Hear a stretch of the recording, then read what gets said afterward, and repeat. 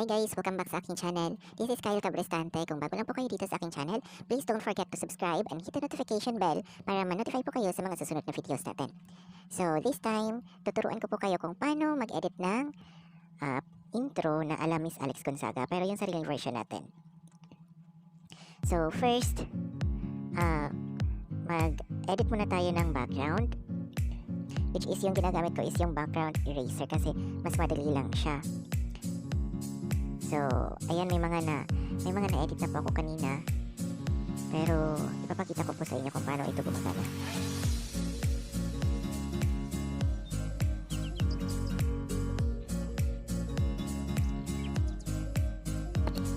Ayan guys, punta lang po tayo sa album. And then, mamili lang po tayo kung anong picture yung gusto nating ilagay.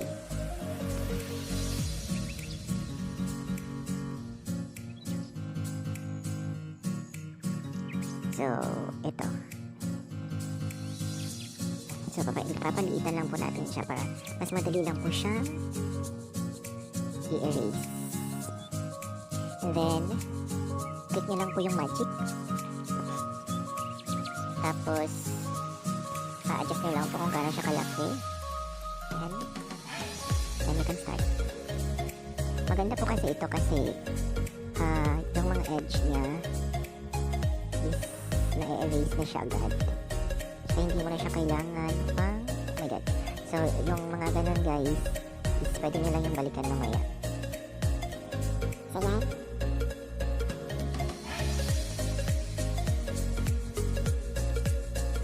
So, yan. I-clear lang muna natin lahat.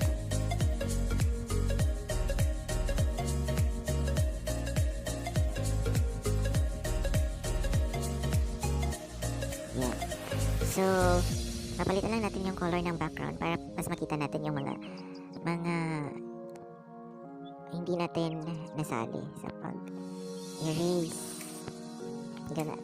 Yan.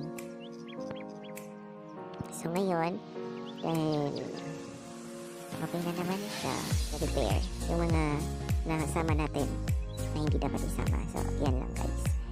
Yan.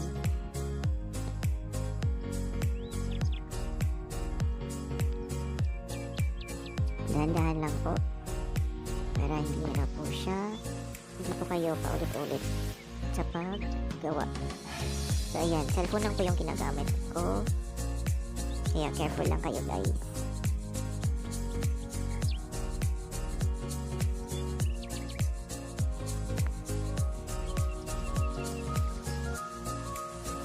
Finish.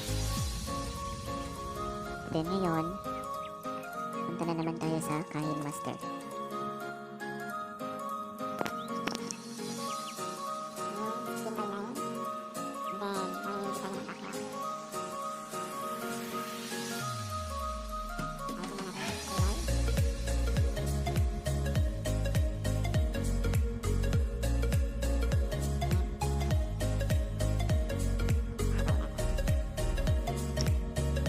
Then, ilalagay natin yung picture na in-edit natin kanina. So, punta tayo sa layer, media. Ayan.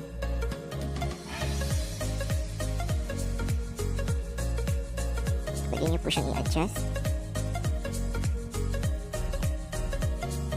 Ayan.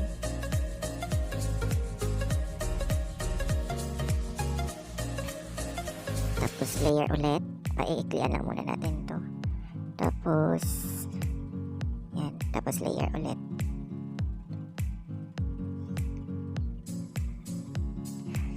Mamili pa po kayo ng mga pictures na gusto ninyong idagdag. Kailangan kasing laki lang po. Diyan natin ilalagay. Tapos ganun din po, papaiklian lang din natin siya.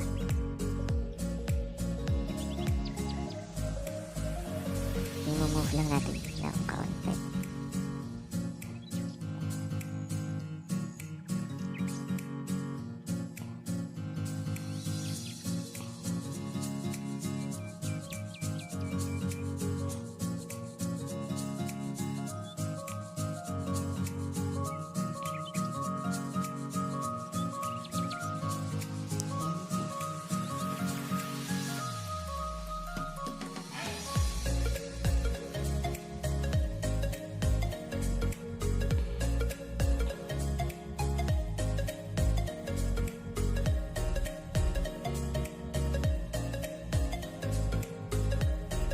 gagalawin natin yung picture.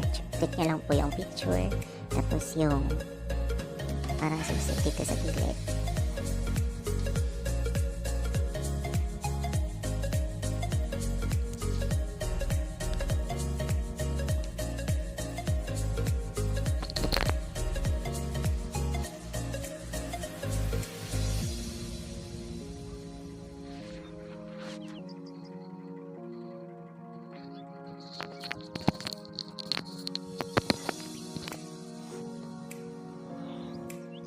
Click nyo lang po itong susi sa gilid. Tapos, add. Tapos, gagalawin lang natin yung picture. Yan.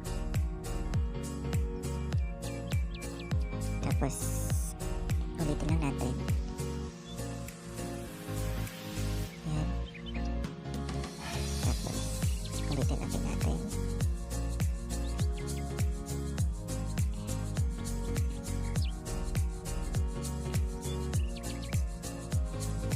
Isa pa.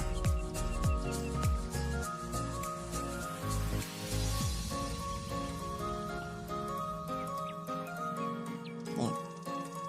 Yan. Check natin.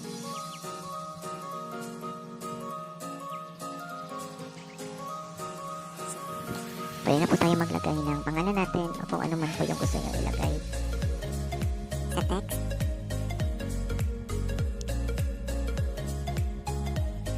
Palagyan lang po natin. Ganyan. Tapos mamimili lang po tayo ng font.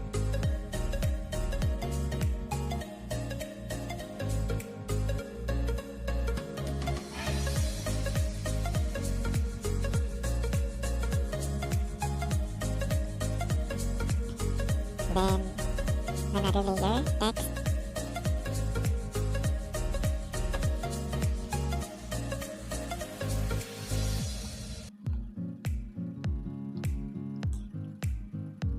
Yan.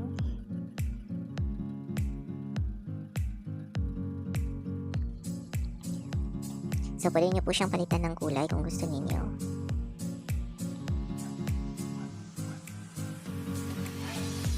Ganun din sa isa. Pwede nyo pong gamitin yung mga recently used colors ninyo para hindi po maiba yung mga kulay. Tapos, yung parang typewriter. Click nyo lang po yung text. Tapos in animation, piliin nyo po yung letter by letter. Yan. And yung isa din, in animation, letter by letter. So ayan guys. Para na siyang sinusulat. Tapos lalagyan na natin siya ng background music na typewriter. Yung parang sinusulat talaga siya. Tina-type talaga siya. So may na-download na ako kanina. Pwede po kayo mag-search sa YouTube.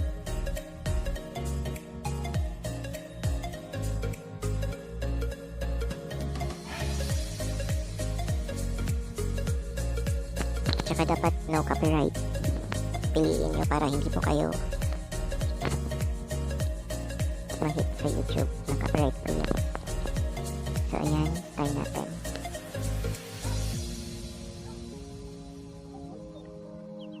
Ayan guys, so kung napapansin po ninyo na nagsusulat pa rin siya kahit tapos na. Kakat lang po natin siya. Ayan. Get nyo lang po yung sound, yung audio na nilagay nyo. Tapos trim. Ayan. Check natin.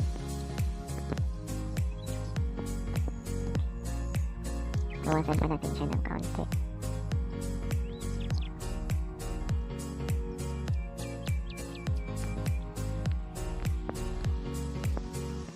Ayan.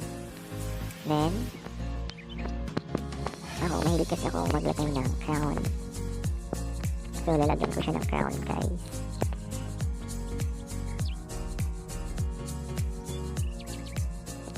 Then, ilalagay ko siya dito sa taas. Sa taas ng letter K. Tapos,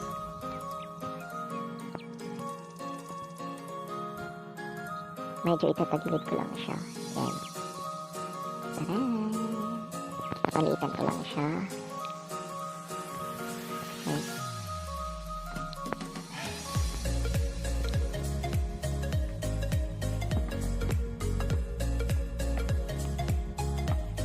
Tapos, lalagyan lang natin siya ng way kung paano siya lalabas.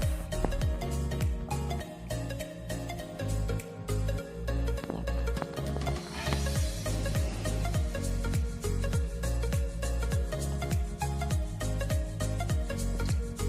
Then, lalagyan natin siya ng background music sa kanyang paglabas. Yung bell.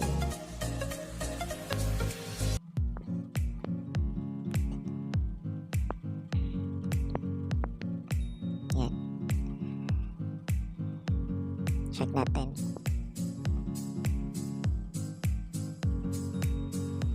Yun.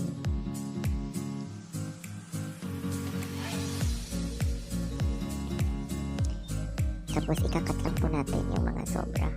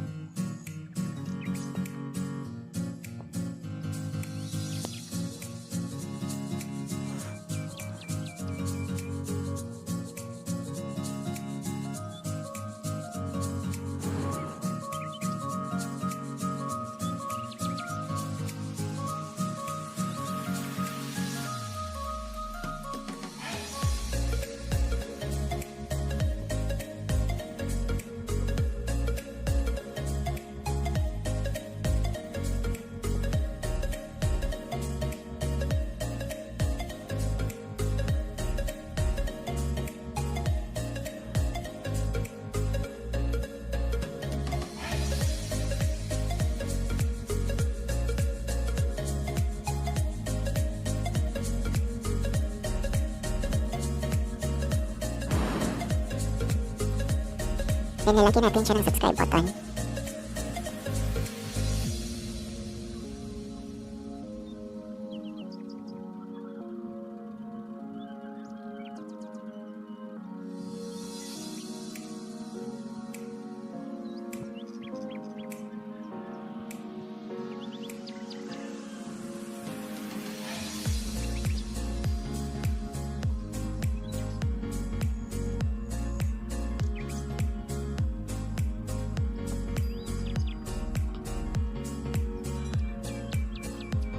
Kakat lang natin siya.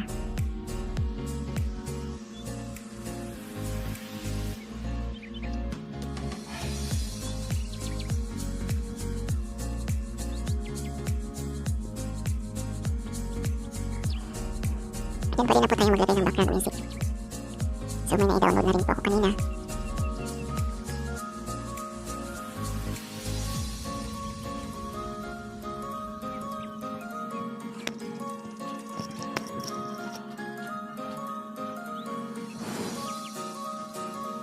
Dito sa nagsusulat na side.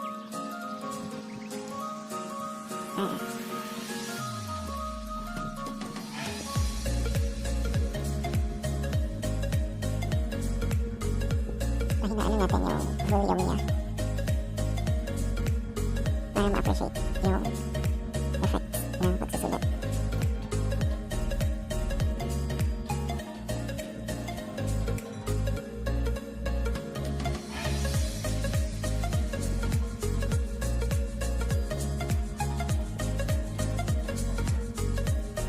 So, ayan guys. Natapos na natin. Siset lang natin yung audio niya na mag-fade siya sa pag-end. So, yung video. Yan. So, yan na po yung finished product natin.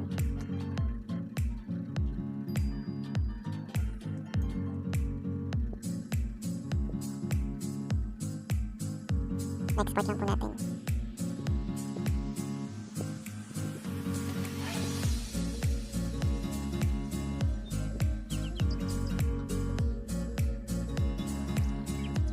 So ayun guys, may bago na naman kayong natutunan. Maraming salamat po sa panonood.